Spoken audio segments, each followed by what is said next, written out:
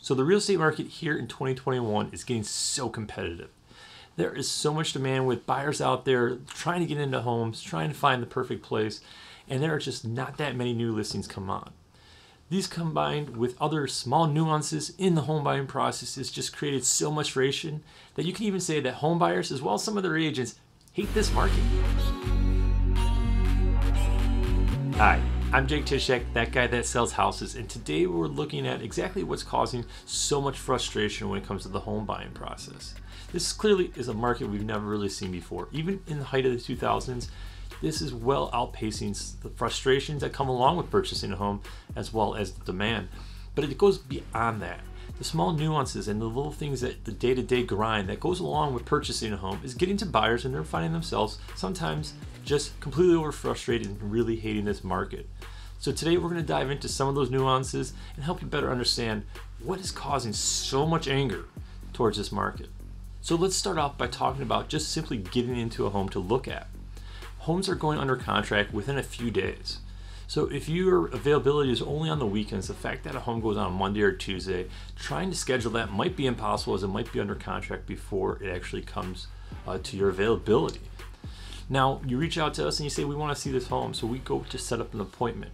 Now, as us agents, we hope that we're lucky enough to have a confirmed appointment, so it's just you and I in the home, so we can go through it and look at it and discuss the home. Now, most of the time, this is standard procedure. However, with so much demand, sometimes appointments overlap and agents are allowing it. Within 3 days, a home can have 50 showings scheduled, and it makes it near impossible to set dedicated appointments as so many people's times are limited to the evenings. There's also the opportunity that when we show up to the house, there's a good chance we're going to have to wait. There might be a couple of agents in front of us with their buyers, and we have to wait for them to go through the home even though we have an appointment. And this can create obviously lots of frustration before we're actually walking through the front door. Now, once we've actually gotten a chance to look through the home, there might be a few questions we have. We might be curious on how old the roof is or the windows, something along those lines, and we need to find out this information before we decide to write our offer because we like the house, but we just have a few questions. So as an agent, it sometimes can be really hard to contact the listing agent. Just by the fact that there's so much volume of people coming through homes, not to mention other people having questions as well, to get in contact with the listing agent can be difficult.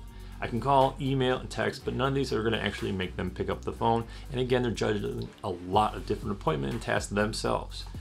And once we get that information back from the seller, it can be a little bit of time, and a lot of times we have to make some predetermined decisions before we actually get that final information. So once we do, we can hurry up and put together that offer. Now, when we do put together an offer, one of the biggest negotiation points is going to be the offer price. Now, myself as an agent, I pride myself on being able to look at the market, determine based on the home itself, some of its features, compared to other homes that have sold in the area, being able to recommend a very fair and strong price that you should go with that will give you a good value in the home, but also leave the seller satisfied with the amount of money that they're walking away based on our market conditions. However, in this market, prices are moving so fast. Things are going way above our asking price, and we can't go off of previous data. Traditionally, if we know that prices are increasing at 4% interest rate per year, we can use that information to determine what the future price should be. However, prices are all over the board right now, and the fact that I can't gauge drives me crazy because that is a very strong point that I bring to the table when I'm working with you as a buyer. So once we finally put together our offer and submitted it to the seller, now there's a couple things that come along with it. First, we're probably going to have to wait a little bit. Very rarely are you going to get a quick response from a seller as they are receiving lots of offers. So being maybe 1 to 5, we have a 1 in 5 chance of winning that offer. Assuming we put together a very strong offer, might increase our chances a little bit. However, if you are one of those 4 unlucky buyers that don't win that house, unfortunately, you're stuck without very much information or feedback why you didn't win that offer. You see, as agents, we can't disclose information without our client's consent. And if you're selling a home, just because you accepted an offer doesn't mean you're guaranteed that price, as it's going to take 30 to 45 days to have all the inspections and appraisals figured out before closing. But if you're a buyer, you get no immediate feedback once you found out that your offer was not accepted.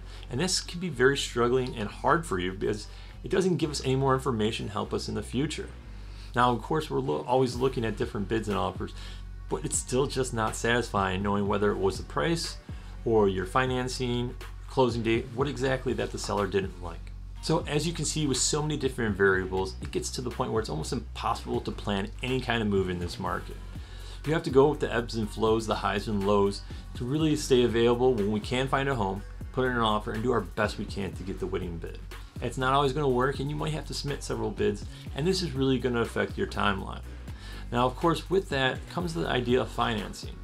Financing has been changing quite a bit as markets are moving, so interest rates are going up and down as well. And the fact that you can't lock in an interest rate also adds to this frustration as well. The ability not to plan, and ultimately sometimes with interest rates increasing here and there, could find you in a spot where that home isn't available. So you can see there's lots of frustration. Now keep in mind, buyers, that it's not just the sellers.